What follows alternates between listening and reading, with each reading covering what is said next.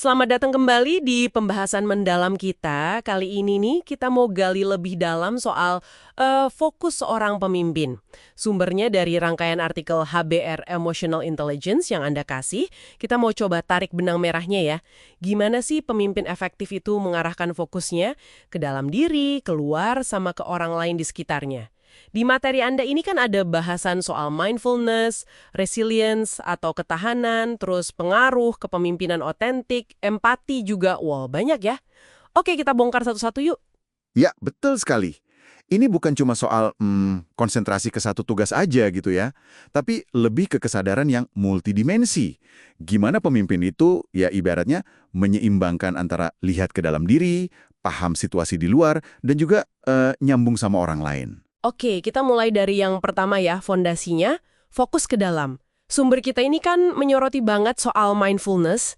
Ini bukan sekedar duduk tenang terus, hening gitu kan ya? Bukan cuma itu. Lebih ke kesadaran di momen ini. Present moment awareness lah istilahnya. Jadi sadar sama pikiran, sama emosi yang lewat, tapi nggak ikut ke bawah arus, nggak menghakimi juga. Nah, ini nyambungnya ke kepemimpinan otentik ya, yang juga dibahas. Banget. Ini soal paham cerita hidup Anda sendiri, nilai-nilai yang beneran penting buat Anda itu apa sih, di luar pengakuan orang lain.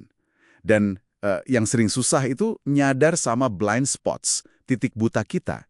Kayak cerita David Pottruck itu kan, dia kaget waktu dibilang koleganya nggak percaya sama dia, padahal pengalamannya udah banyak. Ini nunjukin pentingnya self-awareness, itu kunci banget. Dan ini bukan cuma konsep ya, ada bukti ilmiahnya juga loh di materi Anda. Riset nunjukin kalau latihan mindfulness rutin, ya sekitar 20-30 menit sehari lah, itu bisa beneran ngubah aktivitas otak kita, Iya, betul. bisa bantu regulasi diri, ambil keputusan lebih jernih, bahkan melindungi dari stres yang merusak gitu. Jadi ini udah kayak must have ya, bukan sekedar bagus kalau ada. Setuju. Tapi ya itu tadi, fokus ke dalam aja nggak cukup. Harus diimbangi sama fokus keluar. Mindfulness itu juga artinya kita jadi lebih awas sama lingkungan sekitar, peka lihat peluang, dan yang penting jadi lebih luwes, nggak kaku sama aturan atau cara lama yang mungkin udah nggak relevan. Adaptif gitu. Wah, ini jadi ingat konsep bricolage yang ada di bacaan soal resilience itu. Kemampuan buat berimprovisasi pakai apa yang ada pas situasi lagi nggak terduga kan. Persis. Contohnya UPS itu kuat banget ya. Gimana mereka bisa cepet pulih setelah badai Andrew? Ternyata karena karyawannya udah biasa improvisasi. Fokusnya jelas ke solusi di tengah kekacauan sekalipun. Nah, fokus keluar ini juga butuh yang namanya cognitive empathy.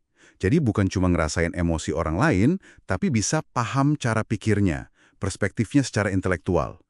Kayak tim MyEdu itu kan, mereka coba pahami cara pikir perekrut. Oh, mereka nih nilainya cepat banget. Nah, pemahaman itu dipakai buat bikin desain profil mahasiswa yang lebih efektif, lebih kena sasaran, fokus kebutuhan pengguna jadinya.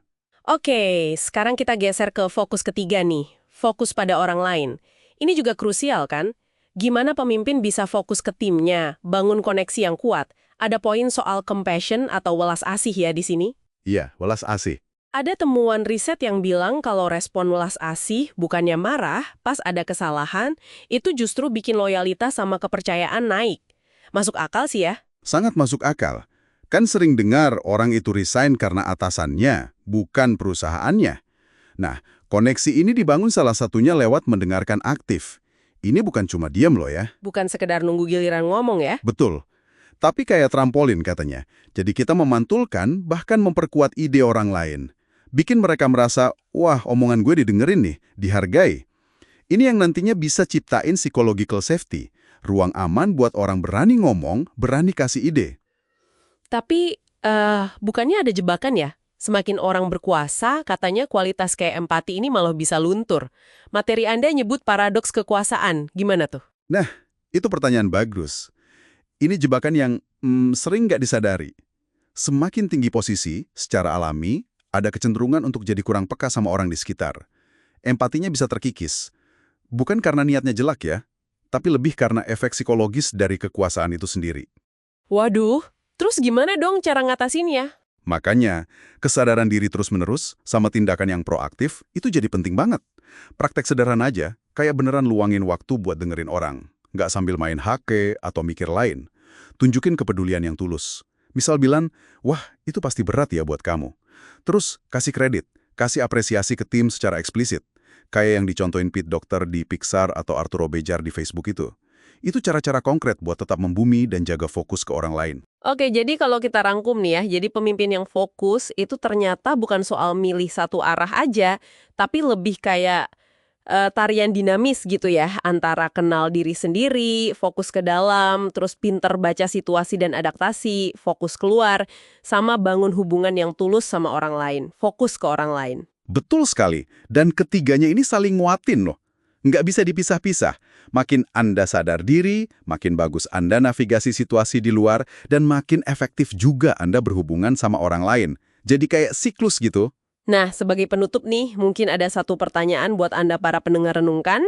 Dari 3 area fokus, ini ke dalam, keluar, atau ke orang lain, mana sih yang rasanya paling perlu Anda kembangin saat ini?